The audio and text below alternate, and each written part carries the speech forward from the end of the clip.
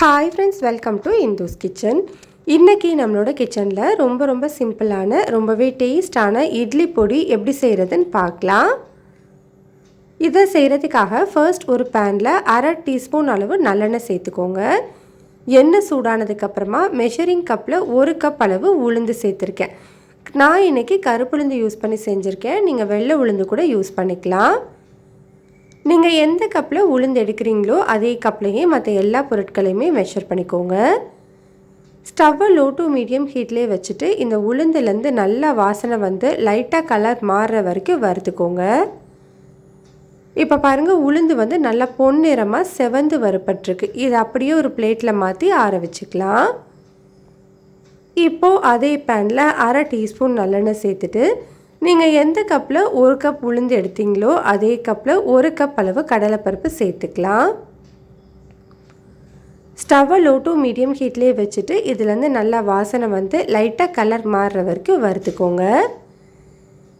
இப்போ பாருங்கள், கடலைப்பருப்பு இந்த அளவுக்கு வறுப்பட்டதுக்கப்புறமா இதையும் உளுந்திருக்கிற அதே பிளேட்டுக்கு மாற்றிக்கலாம். இப்போது அதே பேனில் 1/4 டீஸ்பூன் அளவு நல்லெண்ணெய் சேர்த்துட்டு இது கூட ஒரு 1 டீஸ்பூன் அளவு வர மல்லி சேர்த்துக்கலாம். இட்லி பொடியில் வர மல்லி லைட்டாக சேர்த்து செஞ்சோம் அப்படின்னா வாசனையும் ரொம்ப நல்லாயிருக்கும், டேஸ்ட்டும் நல்லாயிருக்கும். இப்போ மீடியம் ஹீட்லேயே இது ஒரு 2-3 நிமிஷத்துக்கு மட்டும் வாசனை வர வரைக்கும் வறுத்துக்கோங்க. நல்லா வறுப்பட்டதுக்கப்புறமா இதையும் அதே பிளேட்டில் மாற்றி ஆற வச்சுக்கலாம். இப்போ அதே பேனில் எண்ணெய் எதுவுமே சேர்க்காம ட்ரையாக ஒரு 1/2 டீஸ்பூன் சீரகத்தை நல்லா பொன்னிறமாக வர வரைக்கும் வறுத்துக்கலாம். சீரகம் வந்து கரிஞ்சிடக்கூடாது, நல்லா செவந்தால் மட்டுமே போதும். நல்லா செவந்ததுக்கப்புறமா இதையும் அதே பிளேட்டுக்கு மாற்றிக்கோங்க. இப்போது அதே பேனில் காரத்துக்கு ஒரு 20 வரமிளகாய் சேர்த்துருக்கேன். உங்களோட காரத்துக்கு ஏற்ற மாதிரி மிளகாயோட அளவை எடுத்துக்கோங்க. மிளகாய் நல்லா சூடு ஏறினா மட்டுமே போதும், ரொம்ப நேரம் வறுக்கணும்னு அவசியம் இல்லை. மிளகாய் நல்லா வறுப்பட்டதுக்கப்புறமா இதையும் அதே பிளேட்டுக்கு மாற்றிக்கலாம். இப்போது அதே பேனில் ஒரு 2 கைப்பிடி அளவு கருவேப்பிலை சேர்த்துட்டு இந்த கருவேப்பிலையில் இருக்கிற ஈரப்பதம் சுத்தமாக போகிற வரைக்கும் நல்லா வறுத்துக்கோங்க. இந்த இட்லி பொடிக்கு கருவேப்பிலை கொஞ்சம் எக்ஸ்ட்ரா சேர்த்தோம் அப்படின்னா டேஸ்ட்டும் நல்லாயிருக்கும், வாசமாகவும் இருக்கும். இப்போ பாருங்கள், கருவேப்பிலை நல்லா மொறுன்னு வறுப்பட்டுருச்சு. இதையும் அதே பிளேட்டில் மாற்றி வச்சுக்கோங்க. இப்போது அதே பேனில் ஒரு சின்ன சைஸ் பெருங்காய கட்டி எடுத்திருக்கேன். எப்போவுமே இட்லி பொடிக்கு பெருங்காயத்தூளை விட கட்டி பெருங்காயம் சேர்த்து செஞ்சோம் அப்படின்னா டேஸ்ட் ரொம்ப நல்லாயிருக்கும்.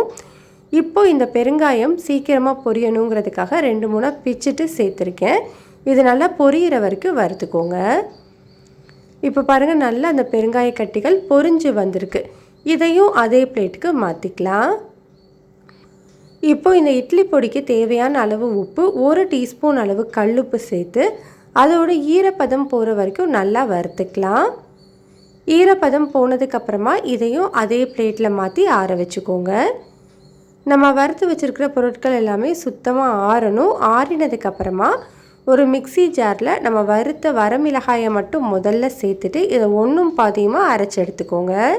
இந்த அளவுக்கு அரைச்சதுக்கப்புறமா நம்ம வறுத்து வச்சுருக்கிற மற்ற பொருட்கள் எல்லாத்தையுமே சேர்த்துடலாம். நம்ம நார்மலாக இட்லி பொடி அரைக்கிற மாதிரி லைட்டாக ரவை பதத்துக்கு அரைச்சி எடுத்துக்கோங்க. இப்போ நான் இட்லி பொடி அரைச்சி எடுத்துகிட்டு வந்திருக்கேன் பாருங்கள். இந்த பதத்தில் இருந்தால் கரெக்டாக இருக்கும். இப்போது இது கூட ஒரு 10 பல்லு பூண்டை தோலோடவே சேர்த்துட்டு பல்ஸ் மோடில் ஒரு 2-3 முறை மட்டும் சுற்றி எடுத்துக்கோங்க. இந்த மாதிரி செய்யும்போது இட்லி பொடி நல்ல டேஸ்ட்டாகவும் வாசமாகவும் இருக்கும். இப்போ நான் அரைச்சி எடுத்துகிட்டு வந்துட்டேன் பாருங்கள். நம்மளுக்கு சூப்பரான இட்லி பொடி ரெடி ஆகிடுச்சு. இந்த இட்லி பொடியை நீங்கள் ஒரு ஏர்டைட் பாக்ஸில் போட்டு 2 மாதம் வரைக்கும் ஸ்டோர் பண்ணிக்கலாம். ரொம்ப நல்லாயிருக்கும். கட்டாயம் இந்த இட்லி பொடியை ட்ரை பண்ணி பாருங்கள், டேஸ்ட் ரொம்பவே நல்லாயிருக்கும். இதில் பொடி idli, onion dosa, mini onion தோசைலாம் ரொம்பவே சூப்பராக இருக்கும். ட்ரை பண்ணி பாருங்கள். இந்த ரெசிபி உங்களுக்கு பிடிச்சிருந்ததுன்னா லைக் பண்ணுங்கள், ஷேர் பண்ணுங்கள். இந்துஸ் கிச்சனை சப்ஸ்கிரைப் பண்ணிக்கோங்க.